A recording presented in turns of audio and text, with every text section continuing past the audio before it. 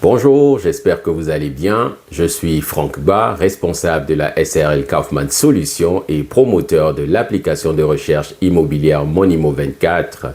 Monimo24 est une application qui est disponible sur Play Store et App Store et nous disposons aussi d'un site internet www.monimo24.com.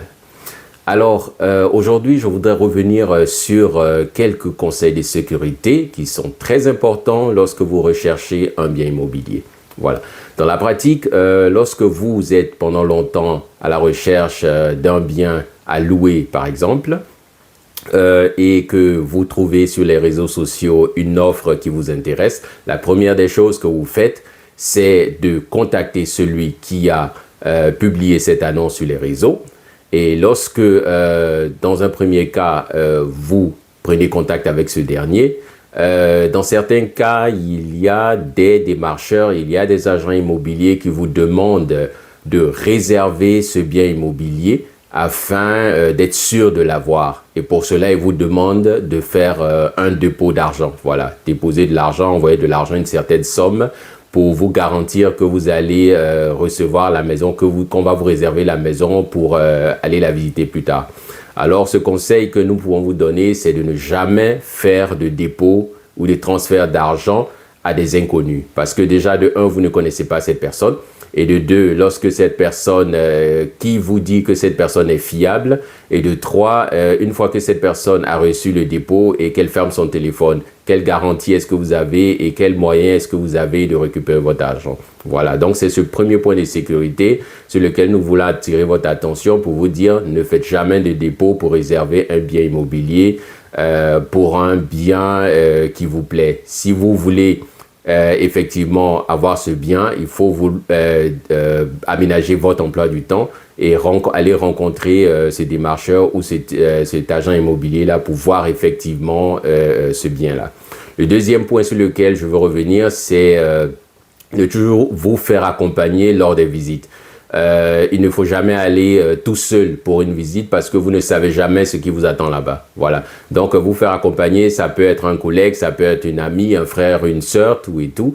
Une personne que vous connaissez et qui pourrait sur place vous conseiller, une personne qui pourrait voilà, vous assister au cas où. Voilà. Donc, ce point, il est très important. N'allez jamais seul. Allez-y toujours avec quelqu'un faire des visites. Un troisième point sur lequel je veux revenir, c'est lorsque vous êtes en train de faire la visite ou lorsque vous avez fini de faire la visite et que le démarcheur ou l'agent immobilier vous donne toutes les informations concernant le nom du propriétaire, concernant les conditions, concernant tout ce qu'il y a à savoir. Et vous êtes, cette maison, cet appartement-là est dans un bâtiment qui est déjà habité. Ce que nous vous conseillons, c'est de prendre la peine d'aller taper à plusieurs portes du voisinage parce que certainement, il y a déjà des gens, il y a des voisins qui habitent déjà là. Il faudrait prendre la peine d'aller demander à ces gens-là si effectivement, de un, cette maison-là est effectivement en location. Et de deux aussi, de rechercher à savoir qui est effectivement le vrai propriétaire, le nom, son contact avec ces personnes-là. Parce que certainement, ceux qui vivent déjà là, ils ont une personne de référence à qui ils payent le loyer. Donc, ces personnes-là peuvent vous donner le vrai nom du propriétaire et son contact afin que vous puissiez contacter ce dernier-là pour savoir si effectivement cette maison-là est en location ou pas. Voilà, donc c'est un point de sécurité qui est assez important vis-à-vis de toutes les situations, de toutes les histoires qu'on nous rapporte à tout moment, qu'effectivement les gens voilà, ont fait des transactions avec des personnes qui n'étaient pas le vrai propriétaire. Voilà. Un autre point aussi, lorsque vous avez fait ces enquêtes de voisinage, et que finalement vous allez vers la personne qui est supposée être le propriétaire de cet appartement, c'est très important de chercher à savoir si ce dernier-là a vraiment des références. Parce qu'une personne peut se présenter comme étant le propriétaire, Ça, c'est dans le cas où, par exemple, vous n'avez pas eu de référence de la part des voisins. Quand vous vous présentez devant une personne qui est supposée être le propriétaire, il faut aussi prendre la peine de poser des questions et d'exiger des références. Parce que toute personne peut vous dire, bon voilà, je suis le propriétaire ou je suis le représentant du propriétaire. Mais si cette personne-là n'est pas à mesure de vous présenter des papiers, comme par exemple de se présenter sa pièce d'identité, une copie de sa pièce d'identité, ou alors il n'est pas à mesure de vous présenter un papier concernant le bâtiment où il y a son nom en bonne et due forme, je vous dis directement que ce n'est pas la peine. Voilà.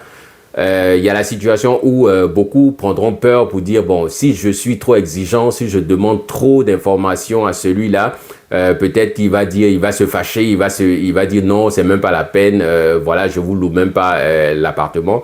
Moi, je vous dis déjà que il est mieux que cette personne-là refuse que d'être en face d'une personne à qui vous ne demandez aucune référence et la personne prend votre argent. C'est ça, la personne va prendre votre caution, la personne va prendre tout votre argent et une semaine après, la personne disparaît. Parce que tout simplement, vous avez eu peur, vous n'avez pas eu le courage de lui demander toutes les références nécessaires pour être sûr que cette personne-là est la vraie propriétaire de cet appartement-là. Et le point le plus important aussi, c'est aussi la signature du contrat. Voilà. Parce que le contrat de bail ou alors le contrat de location, c'est un contrat qui est assez important. Il y a beaucoup le négligent en fait. Voilà. Mais c'est un point assez important parce que déjà, il y a une preuve écrite. Dans toutes les transactions qu'on fait, il faut des preuves écrites. Un reçu que quelqu'un vous fait comme ça, voilà, payer, reçu, payer, tout et tout, ce n'est pas une garantie. Même devant les autorités, ce n'est pas une garantie parce que tout le monde peut faire un reçu et puis ce reçu-là n'a aucune garantie. Donc, c'est pour cela qu'on attire votre attention sur le fait qu'il faut apprendre à exiger et à faire des contrats de location. Même si le propriétaire n'a pas d'exemple de contrat de location, vous êtes aussi à mesure de lui proposer un contrat de location pour vous sécuriser et lui le sécuriser. Voilà. Parce qu'à la fin, quand vous allez donner votre argent est dans la main de quelqu'un. Et si au final, on se rend compte que ce dernier-là a disparu ou ce dernier-là n'était même pas le propriétaire, tout et tout, vous avez un problème. Voilà. Donc, c'est un peu tous ces conseils de sécurité-là que je voulais partager avec vous aujourd'hui. Et l'un des points aussi importants qu'il faut rappeler, c'est que votre caution ou une partie de votre loyer, on ne la paye pas au démarcheur, on ne la met pas dans la main du démarcheur ni dans la main de l'agent immobilier. Voilà, c'est le propriétaire qui a le droit de recevoir votre argent, de recevoir votre caution.